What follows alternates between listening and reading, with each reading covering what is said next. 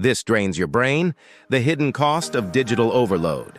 Have you ever ended a day feeling utterly exhausted, yet you can't point to a single thing you truly accomplished?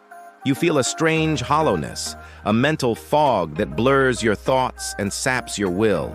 It's a silent epidemic, an invisible weight pressing down on your consciousness. You might blame stress, a lack of sleep, or a poor diet, but the real culprit is likely sitting in your pocket or glowing on your desk right now. It's a thief, and it operates in plain sight, welcomed into our lives as a friend. This isn't just about distraction.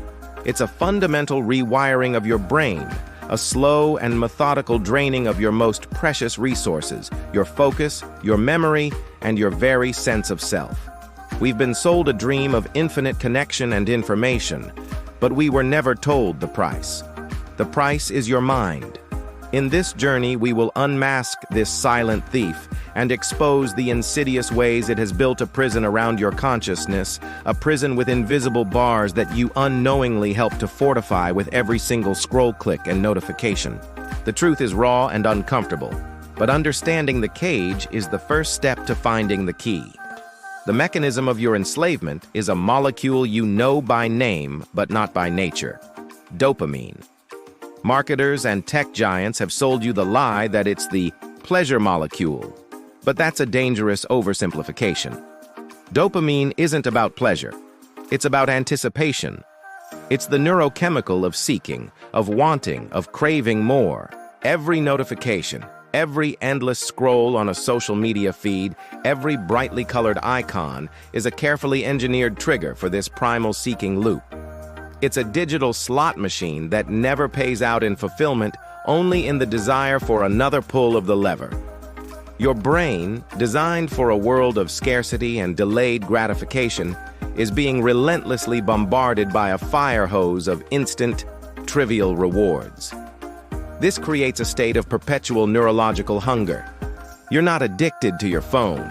You're addicted to the unpredictable drip of dopamine it provides. It's a parasite that has latched onto your brain's most ancient reward pathways, leaving you in a constant state of wanting but never feeling truly satisfied. This endless cycle doesn't just distract you, it chemically depletes you, leaving you anxious and empty when the stimulation finally stops. The first casualty of this chemical warfare is your ability to focus. Deep thought, the kind required to read a complex book, learn a new skill, or simply have a meaningful conversation, requires long, uninterrupted stretches of concentration. But the constant dopamine chase shatters your attention into 1,000 tiny fragments. Your mind becomes like a restless animal, constantly scanning the horizon for the next stimulus, the next hit. You start reading a sentence, and a phantom urge to check your email arises. You try to listen to a friend, but your brain is already composing a reply to a text message you haven't even received yet. This isn't a failure of willpower, it's a conditioned reflex. Your brain has been trained, like Pavlov's dog, to expect and crave constant interruption. The silence between thoughts, once a space for reflection and creativity, has become a terrifying void that you rush to fill with digital noise. You are losing the ability to be alone with your own mind, because your mind itself has become a loud, chaotic, and hostile environment, stripped of its power to simply be. With the collapse of your focus comes the erosion of your memory. The process of moving information from short-term to long-term memory, known as consolidation, requires sustained attention. When your focus is fragmented, your experiences become a blurry smear rather than a collection of sharp, vivid memories. Think about it. How much of the last week can you recall with genuine clarity? The faces, the conversations, the subtle emotions.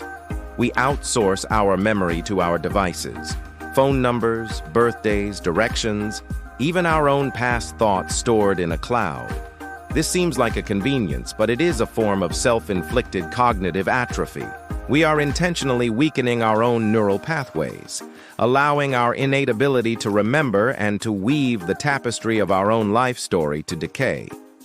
You are becoming a stranger to your own past.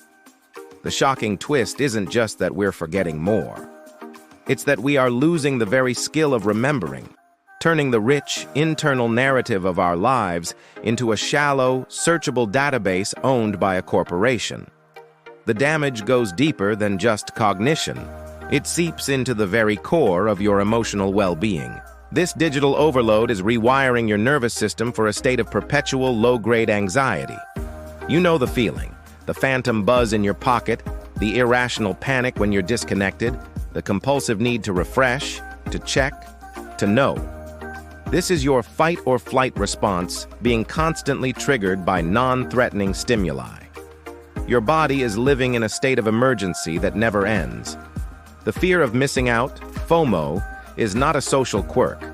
It's a manufactured survival instinct, twisted and exploited for profit.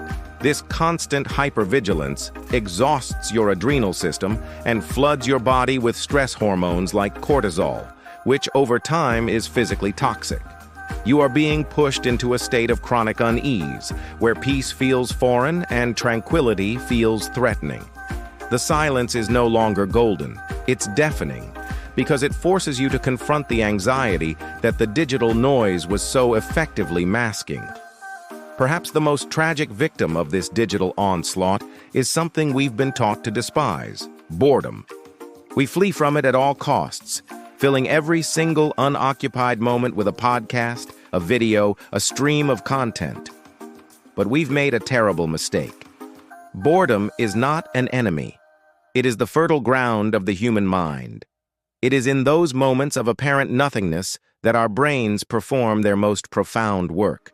It's where we connect disparate ideas, where creativity is born, where we solve complex problems in the background, and where we truly engage in self-reflection. By eradicating boredom, we have effectively sterilized our own minds. We have choked the wellspring of our best ideas and deepest insights. The shocking revelation is this: by constantly distracting ourselves, we are not escaping emptiness. We are creating it.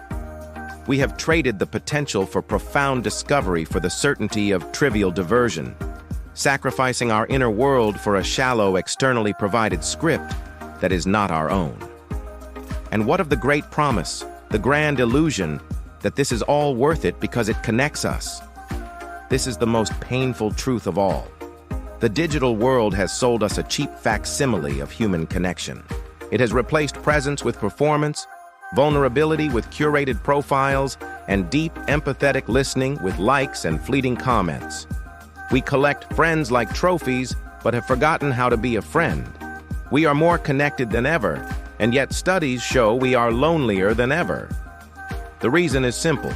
True connection requires undivided attention. It requires looking someone in the eye and seeing them, not the notification light blinking over their shoulder. It demands that we share our unfiltered, imperfect selves, not the polished avatars we present online. We have traded the messy, difficult, and profoundly rewarding work of real relationships for the easy, frictionless, and ultimately hollow validation of the network. We are in a crowded room, screaming into our phones and wondering why we feel so alone. We stand at a precipice. The path we are on leads to a future of depleted minds, anxious hearts, and synthetic relationships. The digital world, a tool we created, is now remaking its creator in its own image, fast, shallow, and pathologically distracted. But this is not a eulogy. It is a call to arms. The power to reclaim your mind has not been lost, only forgotten. It begins with a conscious choice. The choice to endure a moment of boredom and see what grows in its place. The choice to put the phone away and be fully present with another human being. The choice to seek fulfillment in creation rather than consumption. This is not about abandoning technology, but about mastering it. It's about building a fortress for your focus and declaring that your consciousness is not for sale. It is an act of rebellion to reclaim your attention. If this message resonates with the part of you that craves depth in a shallow world, that seeks truth amidst the noise, then you are in the right place. This is just the beginning. Subscribe to the channel and join the resistance. Together, we will learn to disconnect, so we can finally reconnect with ourselves.